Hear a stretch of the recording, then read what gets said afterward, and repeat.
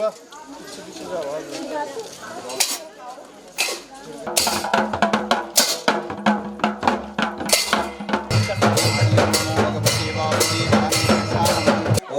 सर्वमंगल मंगल्ये शिवे सर्वार्थ साधिके शरण्ये त्र्यंबिके गौरी नारायणी नमस्तुते।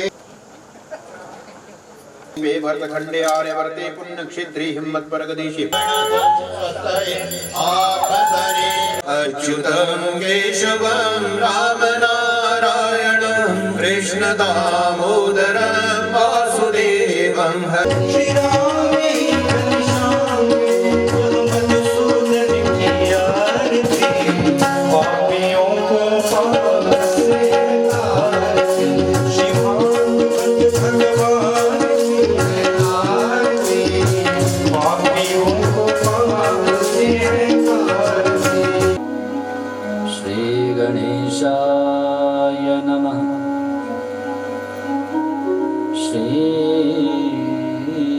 सरस्वत्यै नमः। श्री राधा कृष्ण चरण कमलेभ्यो नमः। श्री मातृपितृ चरण कमलेभ्यो नमः।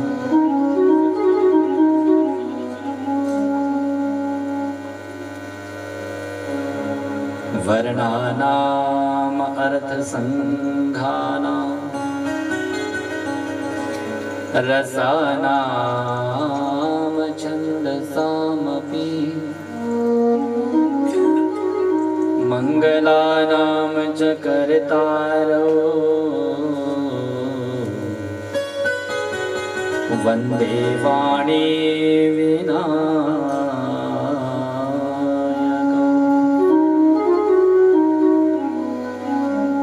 कृष्णत्वदीय पदपङ्कज पञ्जरान्ते अद्यैव मे विशतु मानसराजहंसः।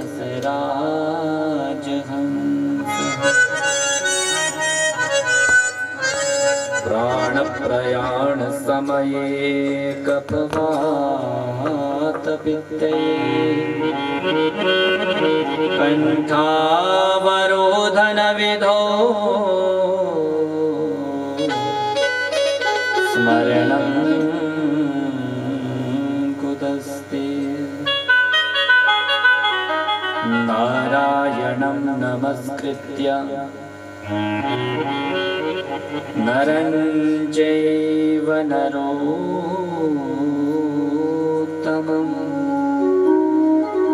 देवीं सरस्वतीं व्यासं ततो जयमुदीरये। भक्त भक्ति भगवंत गुरु चतुर्नाम वपुए इनके पग वंदन किए नाशत विघ्न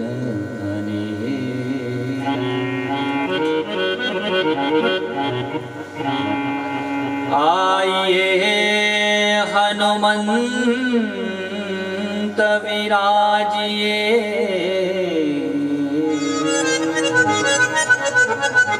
कथा कहूँ मति अनुसार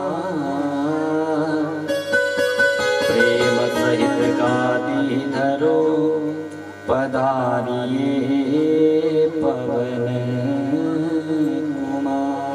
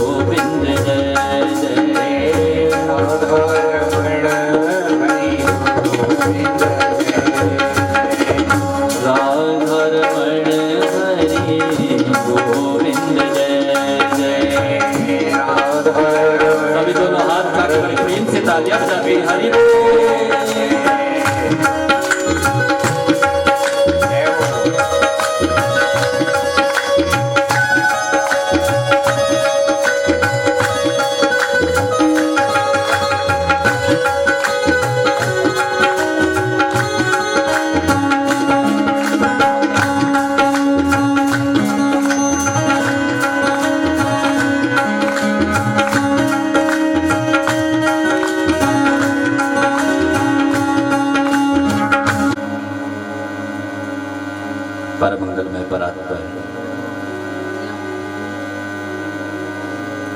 अखिल कोटि ब्रह्मांड नायक तड़ोदित विनिंदित पीतांबरधारी भक्त मंचा कल्पतरु आनंद कंदवर्धन व्रजन बंधन भक्त और चंदन राम ब्रह्म परमारथ रूपा अविगत अलख अनादि अनूपा सकल कली मलनाशक सकल संतापहारी आनंद कंदवर्धन भक्ति ज्ञान और वैराग्य को देने वाले नंदनंदन यशोदानंदन चितचोर माखन चोर श्री अखिल कोटि ब्रह्मांड नायक की वांग्मय प्रति स्वरूपा श्रीमद् भागवत महापुराण ज्ञान यज्ञ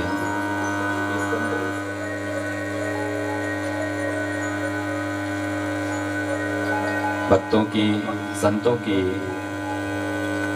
परम संहिता श्रीमद् भागवत महापुराण भक्ति ज्ञान वैराग्य को बढ़ाने वाली प्रदान करने वाली प्रतिष्ठापित करने वाली श्रीमद् भागवत भागीरथी कथा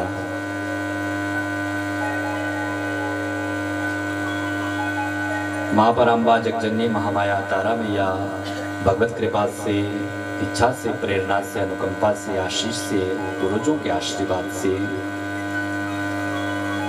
ठाकुर परिवार के माध्यम से स्वर्गीय श्री रतिराम ठाकुर जी की पुण्य वार्षिक तिथि पर श्रीमद् भागवत जी का ये आयोजन उत्सव अष्टम दिवसीय सत्र आज से आरंभ। जैसे ज्ञान गंगा का आज पदार्पण हुआ भागवत भागीरथी ज्ञान गंगा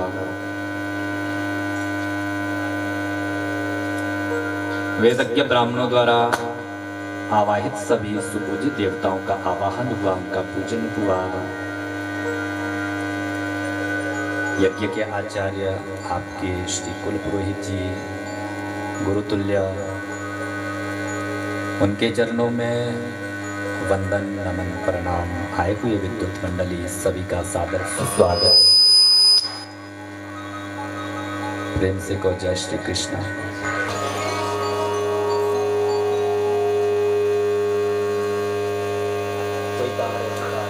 रानी और भगवान श्री गोविंद नारायण भगवान कृष्ण की यहाँ पर वेद व्यास जी संयुक्त वंदना कर रहे हैं। श्री कृष्णाय वयम नमः। ऐसे भगवान श्री कृष्ण के चरणों में, उनके पाद पद्मों में हम वंदन नमन और प्रणाम करते हैं। बोले सच्चिदानंद भगवान की। नैमिषारण्य पावन क्षेत्र भूमि पर व्यास जी के परम शिष्य श्री सूत जी महाराज विराजमान। शौनक आदि प्रवृत्ति ऋषि 88 जार ऋषि व्यास आसन पर श्री सूत जी महाराज को आज विराजमान किया। पाद्य अर्घ्य आचमनी से उनका स्नान हुआ, गंधाक्षत पुष्प से उनका पूजन हुआ, चरणों में प्रणाम किया और बड़े विनम्र भाव से आए। बड़ा सुंदर जीव कल्याणार्थ शौनकादि ऋषि ने किया। शौनक जी कहते हैं, हे सूत जी महाराज, घोर कलयुग आ चुका है। किसी गधे को ये नहीं कहना पड़ता कि तू गधा बन,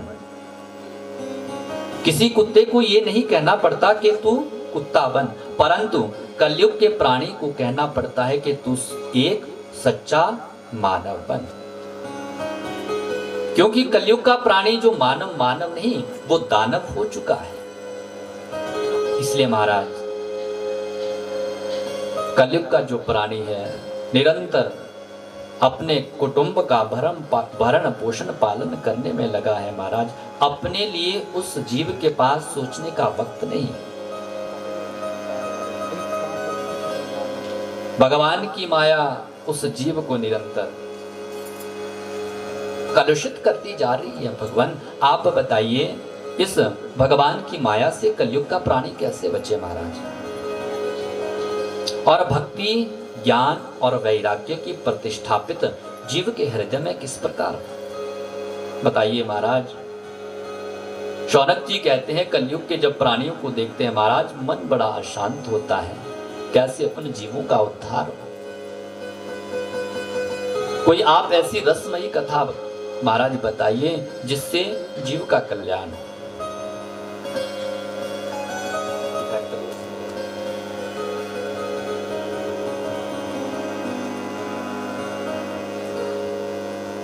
शौनक जी ने बड़ा ही सुंदर प्रश्न किया। सूची महाराज जी ने जब ये प्रश्न सुने तो सुन करके बड़े भाव विभोर हो गए, आनंद मगन हो गए और कहा, शौनक आदि ऋषियों,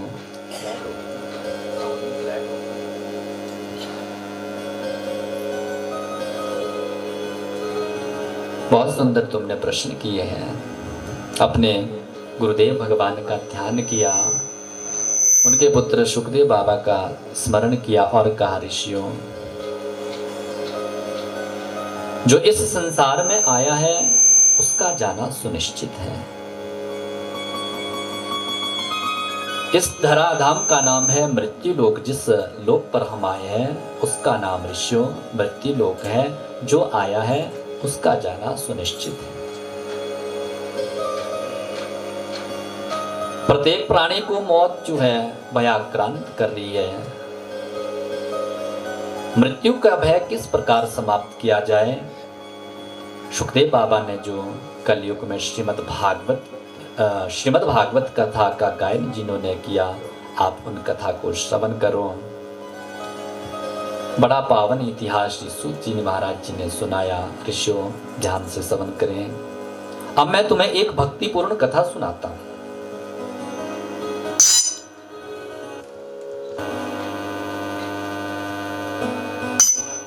एक समय की बात है, ब्रह्मा जी के 4 ऋषि कुमार, जिनका नाम सनक, सनंदन, सनातन और सनत कुमार है, भगवान के दर्शन की इच्छा लेकर के भगवान का नाम गान करते हुए बद्रीनाथ धाम में विचरण कर रहे थे।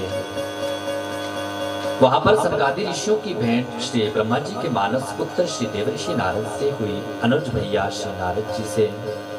नारद जी को जैसे ही सनकादि ऋषियों ने देखा, पास आए।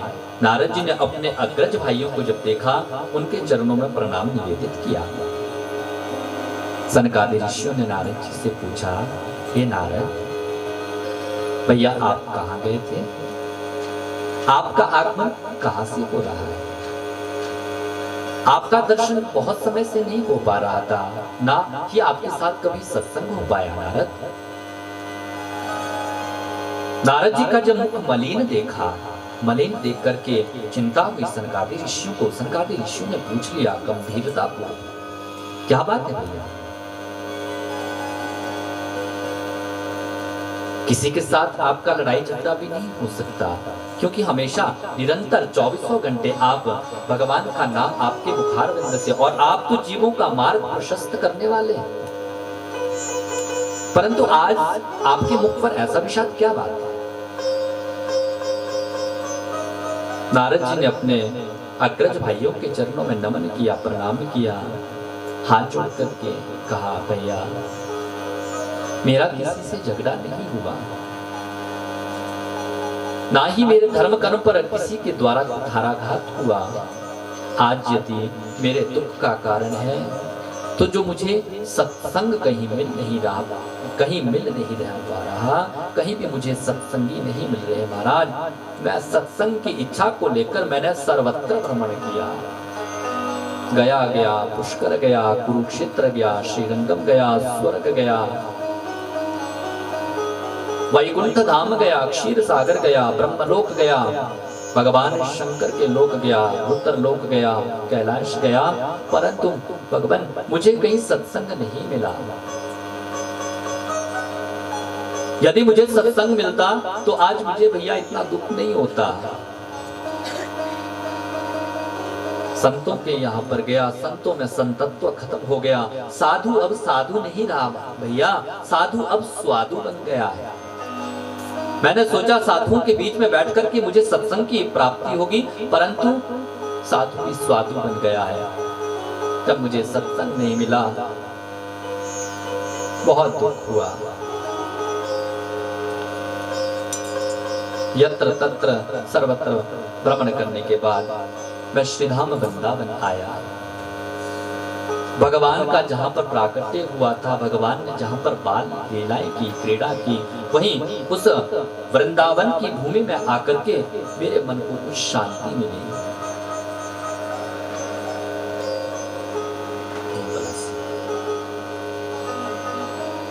परंतु जैसे ही मैं वृंदावन की भूमि पर पहुंचा, वहां पर मैंने एक दृश्य देखा। क्या के तत्राश्चर्यं मया दृष्टं श्रूयतां तन्मुनीश्वरा एका तु तरुणी तत्र निषन्ना खिन्नमा। जैसे ही श्रीधाम वृंदावन में पहुंचा, वहां पर मैंने एक युवती को रोते देखा भैया। युवती का दुख मुझसे नहीं देखा गया। बहुत सारी देवियां थी, कोई दो वृद्ध अचेतन अवस्था में उसके दाएं और बाएं कोई वृद्ध पुरुष थे। मुझे बड़ी करुणा आई। युवती को जब मैंने देखा, मैं उसके पास गया। मैंने उससे पूछा, देवी आप कौन, आप क्यों रो रही हैं? जैसे कि मैंने देवी से पूछा, नारद जी कहते हैं भैया, उसने अपना परिचय दिया। कहा मेरा नाम है भक्ति, भक्ति के नाम से विख्यात हूं महाराज। परंतु जो दो मेरे साथ वृद्ध हैं, ये मेरे ही बालक हैं, जिनका नाम ज्ञान और वैराग्य है। समय की विडंबना देखिए महाराज, मां नव युवती बनी है और बालक उनके वृद्ध हो चुके हैं। कैसा ये कलयुग आ गया महाराज। मेरे दुख का कारण यही है। नारद जी कहते हैं भैया, जब उस देवी ने मुझसे अपनी बात कही, मुझे बड़ा दुख हुआ कि आज भक्ति का इस प्रकार से अनादर और उसके दोनों बालक वृद्ध।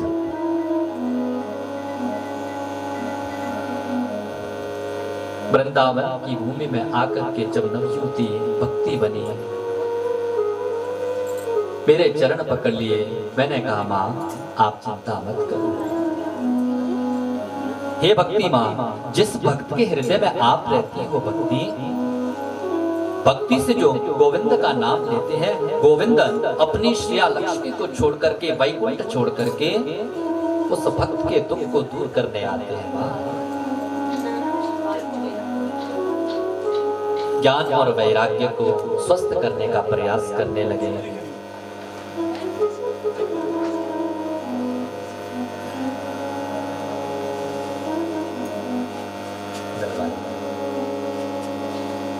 सूत जी कहते हैं, शौनकादि ऋषि, भक्ति के दो पुत्र ज्ञान और वैराग्य को जब स्वस्थ करने लगे नारद जी, थोड़ी सी चेतना आती फिर लुढ़क जाती। जितने भी सिद्धांत वेदों उपनिषद जानते थे नारद जी, वेद वेदांत की भाषा जानते थे, सारा वेद सुना डाला, परंतु चेतना ही नहीं आती भक्ति के पुत्रों को। संत विवेक न होई, सनकादि ऋषि कहते हैं नारद, जब जीव जन्म जन्मांतर से कल्प कल्पांतर से युगो युगांतर से जो उन्होंने कर्म शुभ कर्म अच्छा किया होता है, उनके जो शुभ कर्म करते हैं उसी से उन्हें सत्संग की प्राप्ति होती है या कथा कीर्तन में जाने का शुभ अवसर प्राप्त होता है। दो कारण से ही जीव का जन्म हुआ करता है नारद। राम कृपा बिनु सुलभ न सोए। आप लाख प्रयास कर लो, पूरी जिंदगी ऐसे ही दौड़ा भागी में बीत जाएगी, मौज मस्ती में बीत जाएगी, परंतु कई ऐसे संसार में होंगे जिनको आज तक सत्संग की प्राप्ति नहीं हुई होगी। नारद जी कहते हैं वाह भैया, आप जैसे संत का जब तक संग जीव के जीवन में ना आ जाए ना, तब तक उस जीव के जीवन में सत्संग नहीं आ सकता, ना भगवान की प्रेमा भक्ति जागृत हो सकती है। और आप जैसे संतों का संग तो बड़े भाग्य से मिलता है भैया। के भाग्योदयेन बहु जन्म समर्जितेन सत्संगमं च लभते पुरुषो यदा।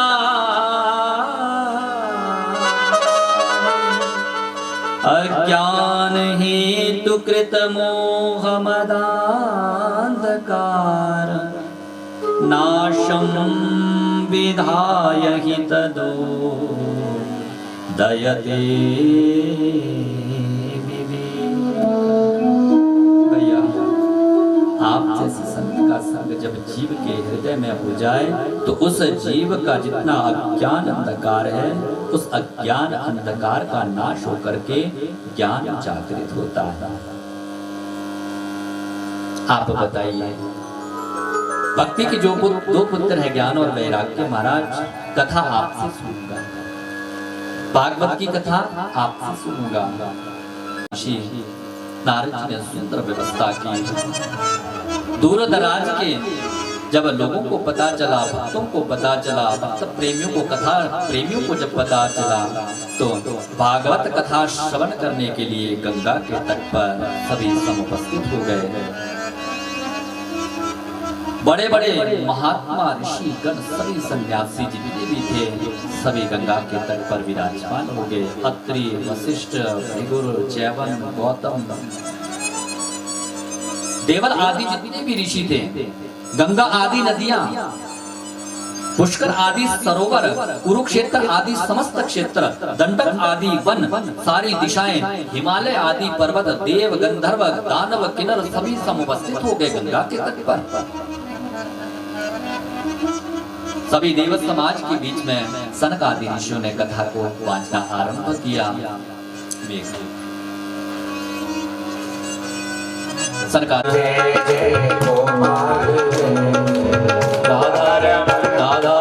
राधारमण हरि गोविंद जय जय, राधारमण हरि गोविंद जय जय, राधारमण हरि गोविंद जय जय।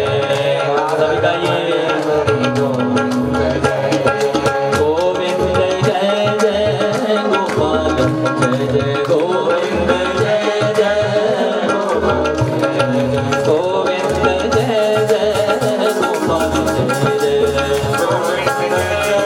जय जय,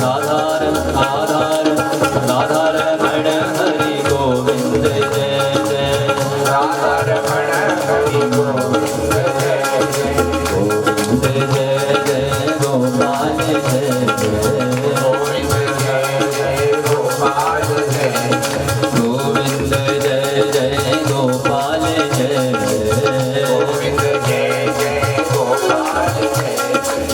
राधारमण हरि गोविंद जय जय, राधारमण हरि गोविंद जय जय, राधारमण हरि गोविंद जय जय, राधारमण हरि गोविंद जय। बोले गोविंद भगवान की जय। इस प्रकार गोविंद नाम गान करती हुई भक्ति महारानी उस श्रीमद् भागवत कथा में प्रविष्ट हो गई। ऋषियों सोची कहते हैं यम यम यम यम।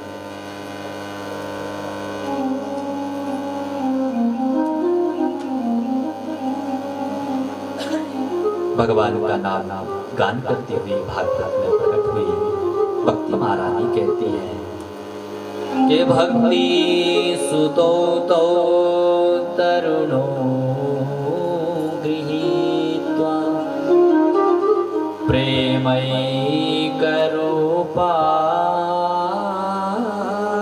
सहसा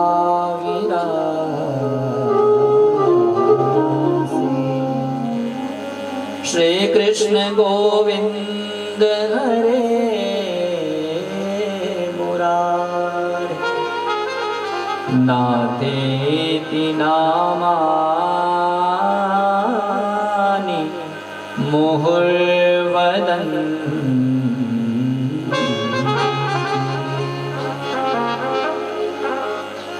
भगवान श्री कृष्ण के अनेकानेक नामों का गान करती हुई भक्ति महारानी कथा कीर्तन भागवत कथा में प्रविष्ट हो गई। कथा प्रेमियों को जब देखा, उनके अंदर उत्साहित देखा, सूची कहते हैं ऋषियों भक्ति महारानी प्रमुदित हो गई, आनंद विभोर हो गई। वाह, मेरे प्रभु मेरे गोविंद की कथा में इतने भक्त। हाथ जोड़ करके निवेदन किया सनकादि ऋषियों से, भगवान अहम प्रतिष्ठान, मैं कहां पर जाकर के विराजमान हो जाऊं प्रभु। सनकादि ऋषियों ने कहा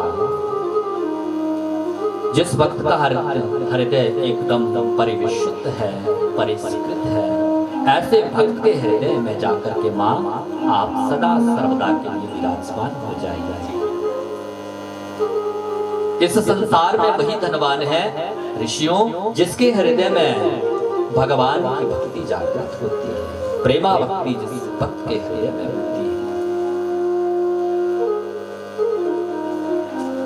नारद जी को बड़ा आनंद आया। नारद जी ने पूछा भैया भागवत के स्तवन करने से मां भक्ति के पुत्र में चेतना आ गई, भागवत के श्रवण करने से पापी के पाप का शोधन होता है, मैंने देख लिया भगवान। परंतु कैसे कैसे पापी इस कथा को श्रवण करके तर जाते हैं। के विशुद्धंति वदन्तु मह्यम, बताइए। सनकादि ऋषि मुस्कुराए और कहा नारद कैसे कैसे तर जाते हैं, इस प्रश्न को छोड़िए। जिसने जीवन में पाप किया, अत्याचार किया, क्रूराचार, भ्रष्टाचार, हमेशा ही इसमें बुरी संगत में वो रत रहा,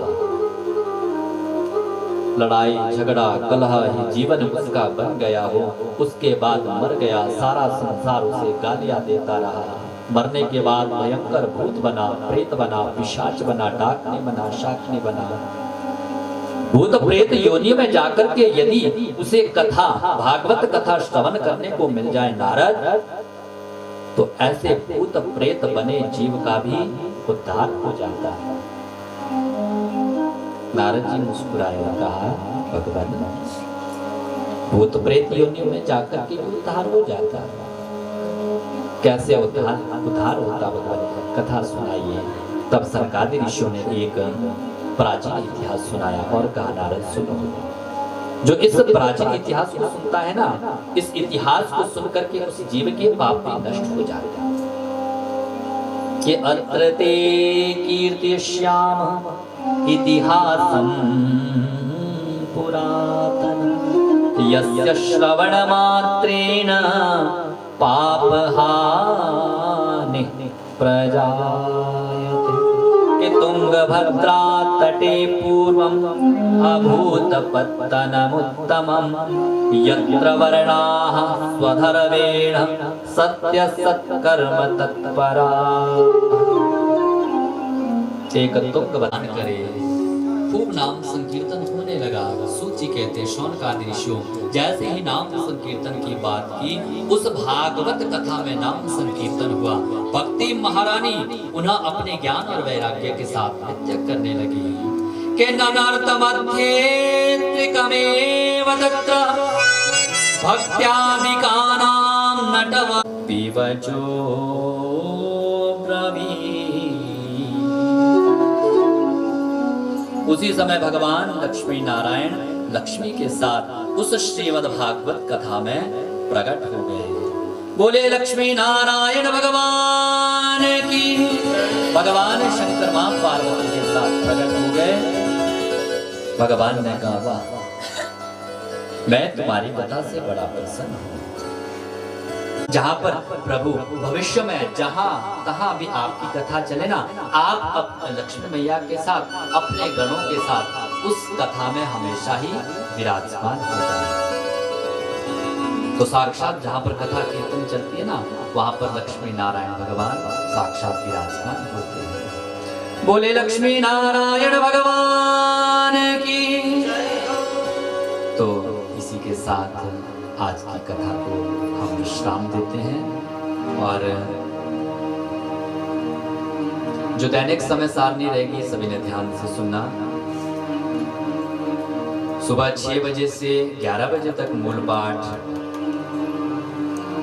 और जितना भी कार्यक्रम है, जितना भी पूजन है, पूजन आदि क्रियाएं सुबह 6 से 11 बजे तक, 12:30 से 1 बजे तक प्रतिदिन कीर्तन, 1 बजे से 3:30 बजे तक कथा, उसके बाद आरती उपरांत तो सभी को भागवत जी का प्रसाद।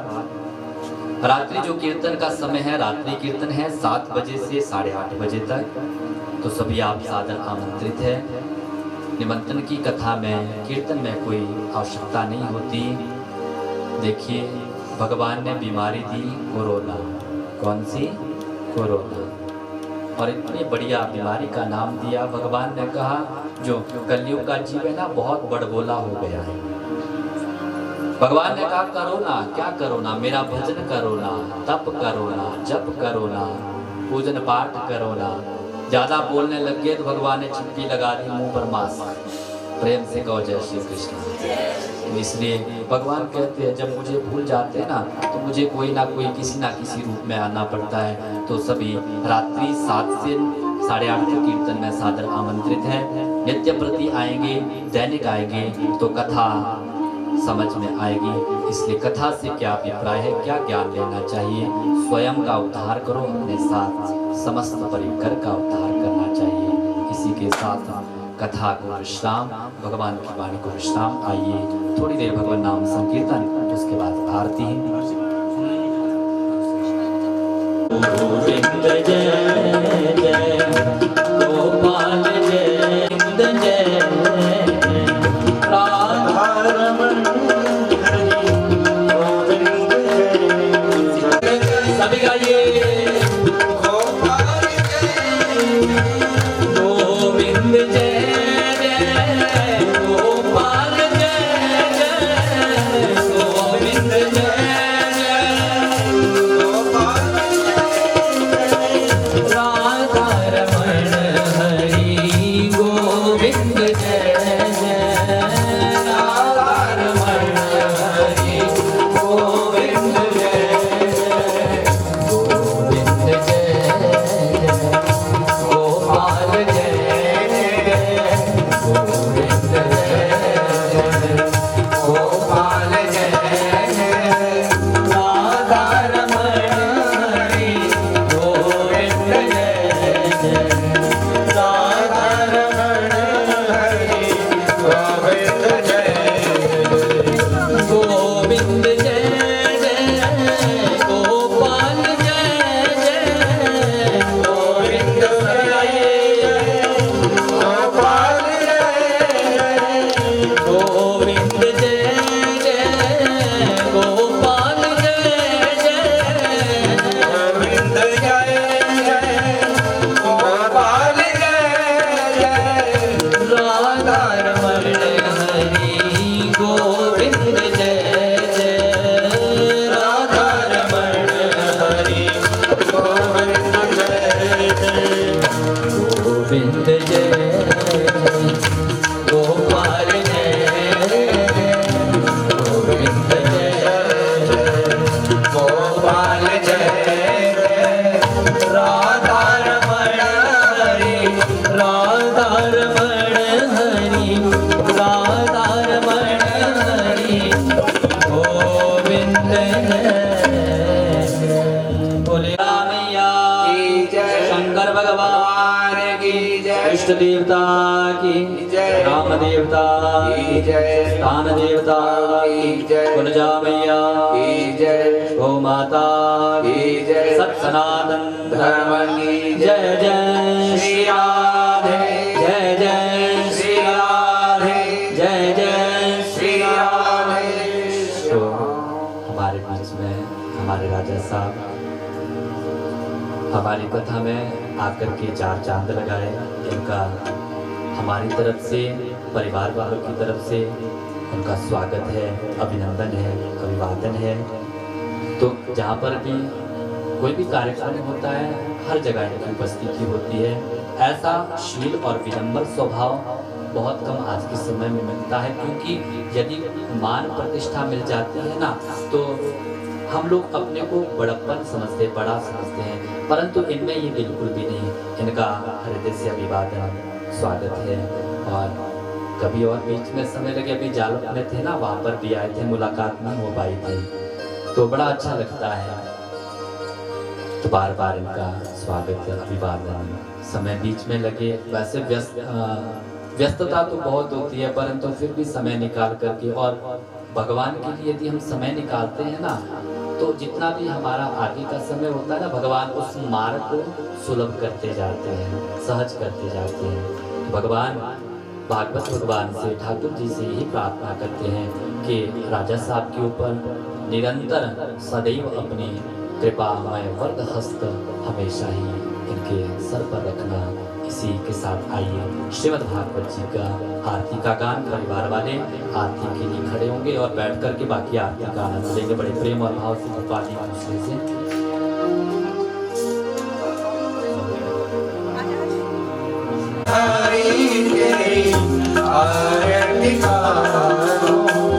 श्याम सुंदर तेरी आरती गाओ, बांके बिहारी तेरी आरती गाओ।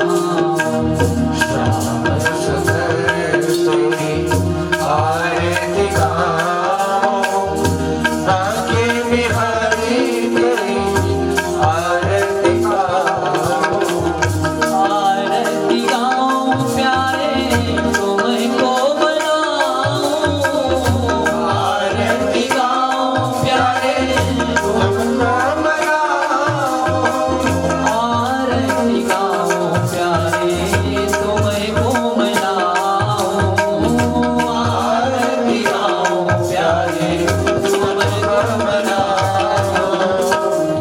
गिरिधर तेरी आरती गाओ, बांके बिहारी तेरी आरती गाओ।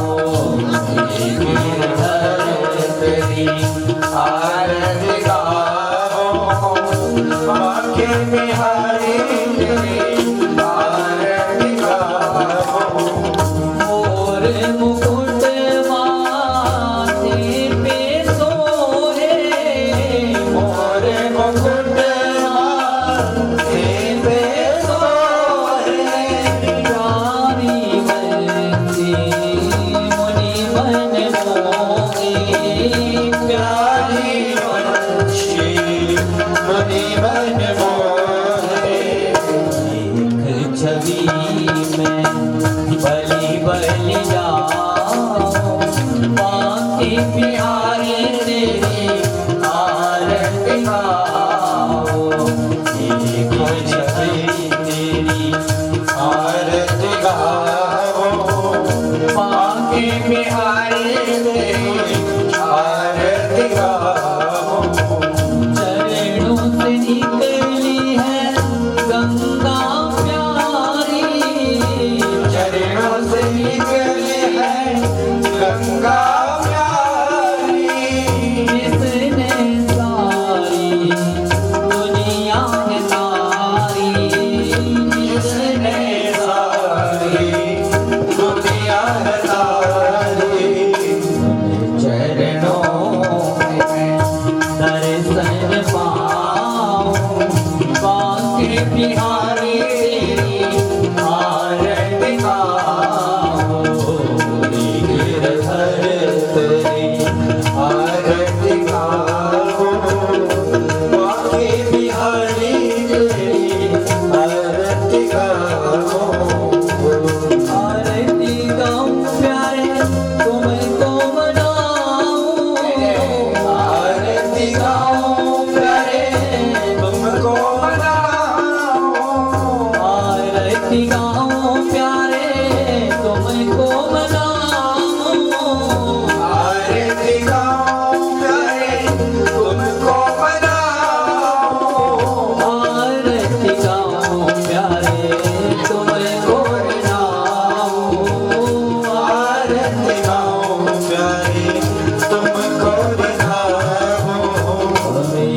वै माता च पिता च